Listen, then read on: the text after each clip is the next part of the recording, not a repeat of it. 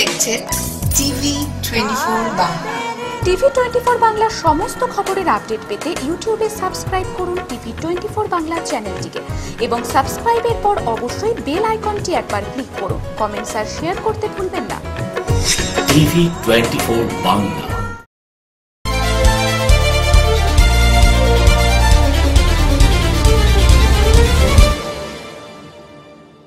নমস্কার, খবর 24-এ আপনাদের স্বাগত। দীর্ঘ টানাপোড়েনের পর 14 মে পঞ্চায়েত নির্বাচন, আর নির্বাচনের আগে শেষ মুহূর্তে একে অপরকে টেক্কা দিতে প্রচার কার্যে ব্যস্ততা সমস্ত রাজনৈতিক শিবিরে। শনিবার কংগ্রেস বিধায়ক মইনুল হক বেনিয়াগ্রাম পঞ্চায়েতের 7 নম্বর পঞ্চায়েত সমিতির কংগ্রেস প্রার্থী ফাইজুল রহমানের সমর্থনে পদযাত্রা করে ভোটের প্রচার করেন। বেনিয়াগ্রাম পঞ্চায়েতের বিভিন্ন এলাকায় এদিন পায়ে হেঁটে বাড়ি বাড়ি গিয়ে প্রচার কার্য করা হয়।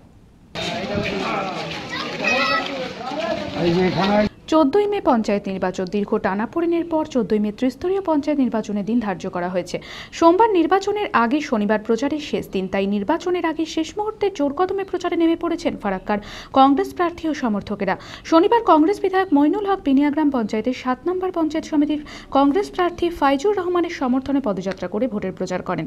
বেনিয়াগ্রামের আন্ধুয়া, কাশীনগর, খয়রাকান্দি, পাইকপাড়া, হাজিপাড়া, শ্রীরামপুর ও আছুয়া গ্রামে প্রচার করলেন কংগ্রেস প্রার্থী ও সমর্থকদের নিয়ে। বেনিয়াগ্রাম পঞ্চায়েতের বিভিন্ন এলাকায় দিন পায়ে হেঁটে বাড়ি বাড়ি গিয়ে প্রচার কার্য করা হয়। প্রচারের জন্য খুব কম সময় পেলেও ভালো মতো প্রচার কার্য হয়েছে বলে জানান প্রার্থী ফাইজুর রহমান। তিনি বলেন, গ্রামবাসী তার পাশে রয়েছে। সুষ্ঠুভাবে নির্বাচন হলে বিপুল ভোটে কংগ্রেসের জয়লাভ করবেন বলে দৃঢ় আশাবাদী প্রার্থী ফাইজুর রহমান ও বিধায়ক মইনুল হক। ভালো সাড়া পড়ছে প্রতিটা গ্রামে, পাড়ায় পাড়ায় যেখানে যাচ্ছি আমরা, আমাদের পুরুষ মহিলা বাচ্চারা সবাই ভালোভাবে সাড়া দিয়েছে। সবাই আমাদের পাশে আছে, একসঙ্গে আমরা ঘুরছি, খুব ভালো লাগছে আমাকে। আমরা আজকে শুরু করেছি আমাদের খয়রাকান্দি থেকে, তারপরে সকালবেলায় প্রথমে কেন্দুয়া, আন্ধুয়া, খয়রাকান্দি, কাশীনগর, পাইকপাড়া, শ্রীরামপুর, হাজিপাড়া, আছুয়া, এইসব এলাকায় ঘুরছি।